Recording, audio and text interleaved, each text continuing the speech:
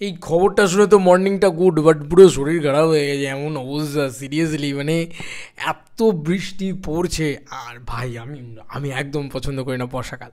হে guys very good morning, আমি মহারাজার এখন আমরা কথা বলবো হচ্ছে গুড মর্নিংটা ভেরি গুড, কারণ ভাই বাংলার হল মালিকরা দেখিয়ে দিয়েছে যে তারা don't excited about what to, তারা অনলি এক্সাইটেড অ্যাবাউট ধূমকেতু।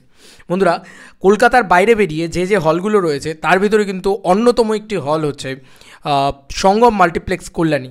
তারা কিন্তু কালকে রাত্রিবেলায় পোস্ট করেছে, এবং থ্যাঙ্কস টু হাসান, ও আমাকে পাঠালো কালকে রাত্রিবেলায় 4 মিনিট আগে, মানে ও যখন পোস্ট করেছে 4 মিনিট আগে, 4 মিনিটের ভিতরে ও ছবিটা তুলেছে। সঙ্গম মাল্টিপ্লেক্স কল্যাণী মানে হলগুলো আসা শুরু হয়ে গেছে কিন্তু ধূমকেতুর ক্ষেত্রে, ঠিক আছে। আমরা জানি যে এই সঙ্গম মাল্টিপ্লেক্স কল্যাণী কিন্তু তুলছে, রঘু ডাকাতও তুলছে। তো যারা যারা রঘু ডাকাত নিতে চাও তারা কিন্তু ধূমকেতু তুলতেই হবে। তো এইরকম একটা কিছু করে দিক না, ওরা নোশো শেয়ারিং করছে, আমরাই বা ছেড়ে দেবো কেন ভাই, দিই একদম শেষ করে, পরিষ্কার কথা। তো ব্যাপারটা হচ্ছে after 12 long years the magical duo Returns, বা দেব শুভশ্রী জুটি 12 বছর পর, কামিং সুন ধূমকেতু। ওরা কিন্তু অফিসিয়ালি জানিয়ে দিল যে ওরা ধূমকেতু তুলছে, তাই ওরা ধূমকেতুই রাখবে প্রতিটা শোতে, এটা আমার কোথাও গিয়ে মনে হয়। তো ধামাকা শুরু হয়ে গেছে, বললাম তো ভাই, শতদীপ সাহা না পয়সা দিয়ে কিনেছে সিনেমাটা, টাকা দিয়ে সিনেমাটা কিনেছে, এবং কয়েক কোটি টাকা দিয়ে সিনেমাটা কিনেছে। এখানে না বাংলায় না ওসব কোনো রাজত্ব ফাজত্ব চলবে না, নো শো শেয়ারিং এই ওই সেই, তারপরে কী সব ওই বলিউডের দাবদাবা বাংলায় চলবে না। বাংলা পক্ষ আছে এখনও, বাংলা পক্ষ তো এমনি তেড়ে আছে, এমনি খেপে আছে, আরও মানে দাপিয়ে ঝাঁপিয়ে যাবে আর কি।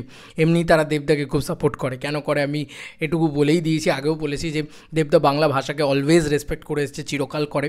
সে কারুর মতন এরকম নয় যে কেন বাংলা বলবে, এরকম ধরনের বক্তব্য রাখে না। যাই হোক, যেটা বলার সেটা মূল বক্তব্যে যেটা রাখার, সেটা হচ্ছে সঙ্গম মাল্টিপ্লেক্স কল্যাণীর মতন আমার কাছে যা আপডেটস আছে, গ্রামে গঞ্জে মফস্বলে যে যে হলগুলো রয়েছে সেগুলোতে কিন্তু অনেকটা বেশি করে তোমরা দেখতে পাবে, ধূমকেতু দেখতে পাবে, ঠিক আছে। মানে অনেকটা বেশি করে কিন্তু ধূমকেতু সেই সব জায়গায় শো পাচ্ছে।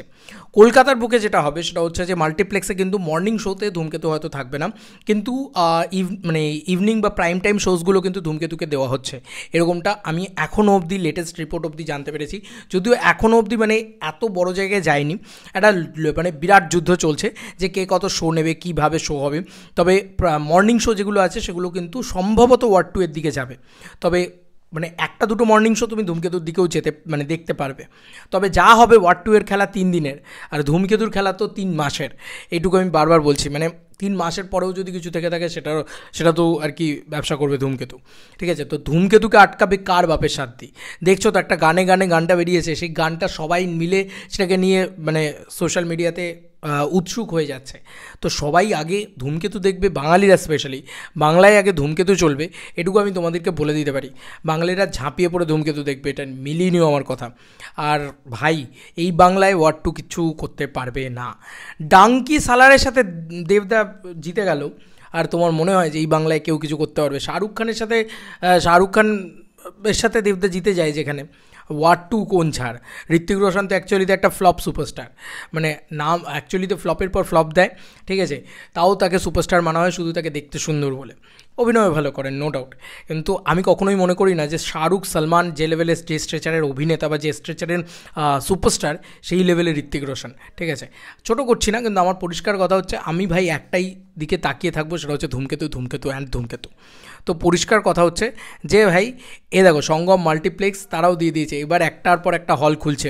নবীনা তো তুলবেই, এটুকু তোমাদেরকে কনফার্ম বলে দিলাম। ওরা পাঠানের সময় পাঠান না তুলে, শাহরুখ খানের ছবি না তুলে কাবেরী অন্তর্ধান তুলেছিল, ঠিক আছে। তো ওরা বাংলা ছবিকে ভালোবাসে, ওরা বাংলা ছবি তুলবেই। তো এরকমভাবেই ম্যাক্সিমাম হলস কিন্তু বাংলা ছবি তুলবে, এটা যা মনে হচ্ছে। এবং সিঙ্গল স্ক্রিনে কিন্তু যেটাতে ওরা সবথেকে বেশি করতে চাইছিল যে নো শো শেয়ারিং, কোনো শোই লাগাতে দেবো না, সিঙ্গল স্ক্রিন যেগুলো সেখানে আর কি করতে চাইছিল, সেগুলো কিন্তু সিঙ্গল স্ক্রিন মেনে নিচ্ছে না। স্পেশালি সঙ্গম মাল্টিপ্লেক্স কল্যাণী, তারা কিন্তু কল্যাণীর হল এটা একটা, তারা কিন্তু মেনে নিচ্ছে না। এছাড়াও আরও হলস বিভিন্ন জায়গা থেকে হচ্ছে, এবং এসভিএফ থেকেও কিন্তু একটা সাপোর্ট দেবদা পাবে, কারণ দেবদার পরের ছবিটাই রঘু ডাকাত, সেটাই এসভিএফের ব্যানারে রয়েছে। তো এসভিএফ চাইবে না এক্ষেত্রে দেবদাকে চটিয়ে দিতে, ঠিক আছে, কারণ তার পরের ছবিটাই দেবদার রয়েছে। দেবদা বলবে দূর, প্রমোশন করবো না, ব্যাপারটা হচ্ছে এটা। তো এই কারণে আমার মনে হয় এটা দেবদা অত অসভ্য নয় আমার মতো, দেবদা প্রমোশন করবে। যাই হোক, সকাল সকাল কী সব করছি। তো এই ছিল এখনকার মতো ভিডিও। তোমাদের আর কি মতামত, ভিডিওটাকে নিয়ে জানিও কমেন্ট সেকশনে। চলো বন্ধুরা, নতুন কোনো ভিডিওতে দেখা হবে, ভাই।